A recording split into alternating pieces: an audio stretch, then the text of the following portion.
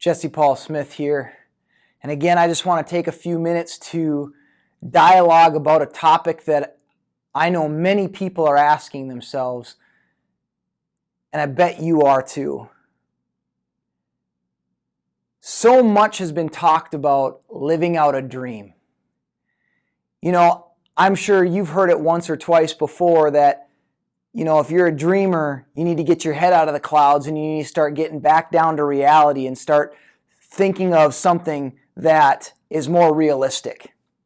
Trust me, I used to hear that all the time.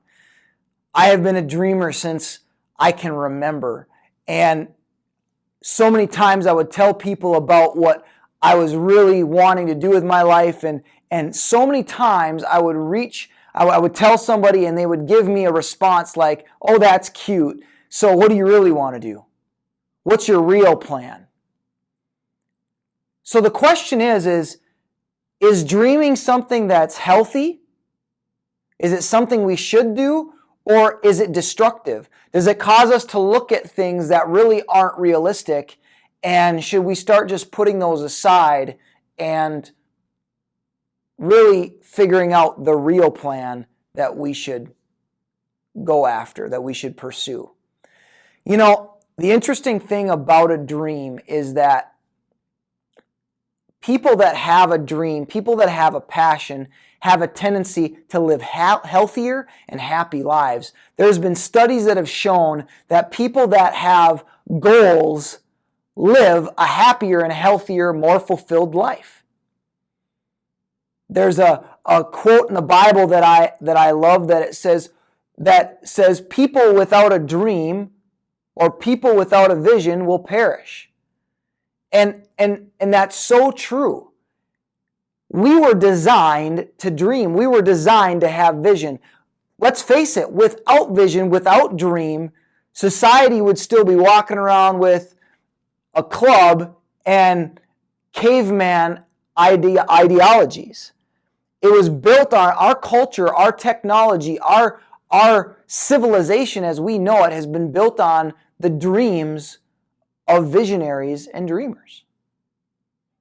So, should you be dreaming? Absolutely. If you want to live a fulfilled and successful life, a dream, a vision, a purpose is absolutely necessary. So what does that look like? Everybody's life is going to look different. We've all been created with different personalities, with different passions, with different strengths. If everybody had the same passion, strengths, and ideas, this world would be pretty boring. So how do you know where your dream fits? How do you know where you should put yourself in life to be successful, to put yourself in a position where you can win? Well, Ken Coleman has one of the best descriptions of this that I've ever heard. He's the host on the podcast EntreLeadership, put on by Dave Ramsey's group. And he calls it the sweet spot. And it's absolutely genius. It's his sweet spot definition is where your passions and your strengths intersect. A lot of us have strengths and passions that we love. There's things that we love to do, and there's things that we're good at. So often you will find yourself and you will find your dreams and the things that you really want to do, and the life that you want to design will be around those passions and those talents. When a football team gets together and they start designing plays, they start the design by what's their outcome, what are they trying to achieve, and then they backtrack from there. They look at the defense and how the defense might react, and they build their plays based out of that. Well, our life is the same way. What we do is we instead of figuring out a plan and then figuring out what the outcome would be, the best way to do it is to backtrack it. What do you want your outcome to be? And you backtrack it from there and figure out what types of things, what type of activities do you have to do so that way you can you can achieve those results.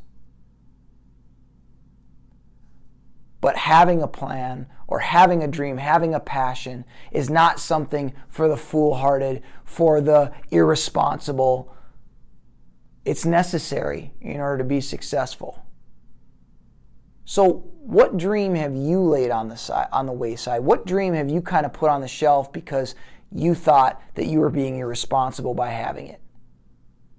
What kind of things have you given up because you thought that that was a selfish lifestyle, or because somebody told you to get your head out of the clouds? I would encourage you to pick it back up off the shelf again and start looking at it. How can you make it realistic? How can it be something that's not going to just benefit you, but benefit so many other people? Because this is what I found, is that when we have a dream, when we have a passion, when we have something that's burning inside of us, it's generally not just for you. I mean, if you take a look at Steve Jobs and the passion that he had to create something unique in the technology world, it's not just about Apple. If you take a look at Pixar and the movies that they have created, look at the lives that he has impacted because he had a dream. And he never gave up. How many lives could you impact with yours? Don't you think it's time to pick it back up off the shelf again? Start taking a look at it? I do. Jesse Paul Smith here. Until next time.